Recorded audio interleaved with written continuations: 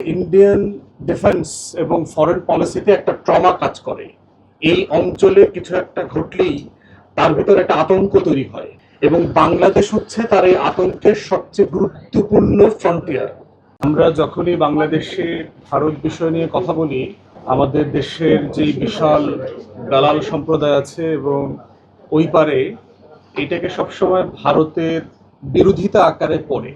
এবং গুরুত্বপূর্ণ হচ্ছে যে ভারত পাকিস্তান রাষ্ট্র হবার পর থেকে ভারত যে প্রথম যুদ্ধের মুখোমুখি হয় ৬২ সালে পাকিস্তানের সাথে এবং ৬২ সালে চীনের সাথে এবং ৬৫-তে পাকিস্তানের সাথে, দুটো যুদ্ধেই তার লজ্জাজনক পরাজয়ের কারণে যেটা হচ্ছে যে ভারত পার্টিকুলারলি ট্রমাটাইজড হয়ে গেছে এবং একটা বিষয় তার কাছে পরিষ্কার হয়ে গেছে যে হিন্দুস্তানের স্বাধীনতা রক্ষার জন্য যেভাবে মুসলমানরা, শিখরা একসময় যুদ্ধ করেছেন সাহসিকতার সাথে, সেই জনগোষ্ঠী তাদের জন্য হয়ে এখন আর যুদ্ধ করবে না, কারণ তাদেরকে তারা নাগরিকত্বের ফাইল থেকে সরিয়ে ফেলেছে।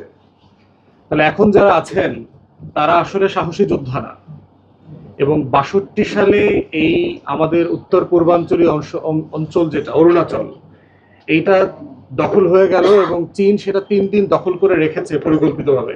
৩ দিন পরে নিজেরাই ভলান্টারি উইথড্র করেছে এবং বলা হয় ২ বছর পরে নেহেরু যে মারা গেছেন, সেইটার স্ট্রোক, সেইটার যে ধাক্কা, অপমান, এই বিদ্যুৎই সে আসলে নিতে পারে নাই। এই কারণে নেহেরুর খুব দুঃখজনক মৃত্যু হয়েছে। ইতিহাসবিদরা এবং তার চারপাশের লোকরা বলেছেন যে ৬২ যুদ্ধ পরাজিত হওয়ার পরে নেহেরুকে নাকি হাসতে দেখা যায় নাই। তার এই পরিমাণ লজ্জা তার ভিতরে তৈরি হয়েছিল। এবং সেইটার পর থেকে যেটা হয়েছে যে ইন্ডিয়ান ডিফেন্স এবং ফরেন পলিসিতে একটা ট্রমা কাজ করে। এই অঞ্চলে কিছু একটা ঘটলেই তার ভিতরে একটা আতঙ্ক তৈরি হয় এবং বাংলাদেশ হচ্ছে তার এই আতঙ্কের সবচেয়ে গুরুত্বপূর্ণ ফ্রন্টিয়ার। তারা বোধ করে যে পাকিস্তান এবং চায়না মিলে বাংলাদেশকে ব্যবহার করে তার এই 7 সিস্টার্সকে, এই যে শিলিগুড়ি করিডোর আছে, খুব ছোট্ট একটা চিকেন নেক, এটাকে কেটে দিয়ে তার 1/3 অঞ্চলকে যে কোনো সময় আলাদা করে দিতে পারে। এবং এই ট্রমাই হচ্ছে বাংলাদেশকে ঘিরে তার যত দুষ্টামি, এই দুষ্টামির সেন্টার পয়েন্ট। এখন বোঝা দরকার যে এই সেন্টার পয়েন্টকে কেন্দ্র করে বাংলাদেশে যে রাজনৈতিক স্খলন হয়েছে, আওয়ামী জাতীয় পার্টি নামক বাংলাদেশে কালচারাল অঙ্গন, অতীত বাম, এই মিলে যে একটা প্রো ইন্ডিয়ান দালাল চক্র তৈরি হয়েছে, এই চক্র মিলে যে বয়ান তৈরি করার চেষ্টা করছে, এই বয়ানে হচ্ছে আমরা যারা এখানে বসে আছি, আমরা হইলাম সবাই ভারত বিরোধী। আমরা আসলে সিম্পলি বাংলাদেশপন্থী লোক। আমরা সিম্পলি বাংলাদেশের স্বাধীনতা, সার্বভৌমত্বের জন্য লড়াই করছি। এই জন্য নাসিরউদ্দিন পাটোয়ারিকে, হাসনাত আবদুল্লাহকে, জাবেরকে, ওসমান হাদিকে, আমাদের বিভিন্ন জনকে ইন্ডিয়ান মিডিয়াতে যেভাবে পোট্রে করা হয়, এই পোট্রিয়ালটা হচ্ছে ইন্ডিয়ান ট্রমার একটা এক্সপ্রেশন। এখন প্রশ্ন হচ্ছে, রুগী ওই পারে, ডাক্তার তো এই পার থেকে আমরা পাঠাইতে পারতেছি না, কারণ ডাক্তার তো রাত ২টার সময় ওই কাঁটা তার দিয়ে ঢুকবে না।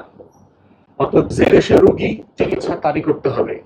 সেটা গোবর দিয়ে করেন, গরু দিয়ে করেন, গরুর কোনো উপাদান দিয়ে করেন, সেটা আপনাদেরই করতে হবে।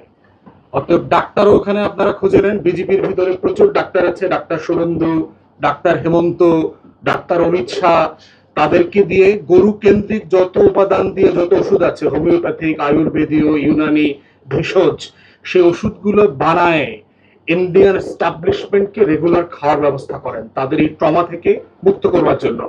কারণ ট্রমার পেশেন্ট কখনো ভালো রাজনৈতিক সিদ্ধান্ত নিতে পারবে না। এবং জেনেভার এগ্রিমেন্টের মধ্য দিয়ে গ্লোবালি যেটা হয়েছে যে গ্রেটার ইসরায়েলের যে ম্যাপ করবার যে স্বপ্ন, ইসরায়েল রাষ্ট্রের ৪৮ সাল থেকে প্রতিষ্ঠিত হবার পর থেকে যে রাষ্ট্র প্রকল্প নিয়ে তারা ভাবছে যে ৭টা মুসলিম দেশ খেয়ে ফেলে দাজলা থেকে ফোরাত থেকে একেবারে আরব ভূমধ্যসাগর পর্যন্ত পুরোটা মিলা একটা জায়নিস্ট স্টেট বানাবে, সেই স্বপ্নটাকে ধূলিসাৎ হয়ে গেছে। এই স্বপ্নটা ধূলিসাৎ হয়ে যাওয়া মানে গ্রেটার ইন্ডিয়ান ম্যাপ, যেটা আখান ভারতের যেটা স্বপ্ন, সেই স্বপ্ন কিন্তু ভারত মহাসাগরে ডুবে গেছে। এটা মাথায় রাখতে হবে।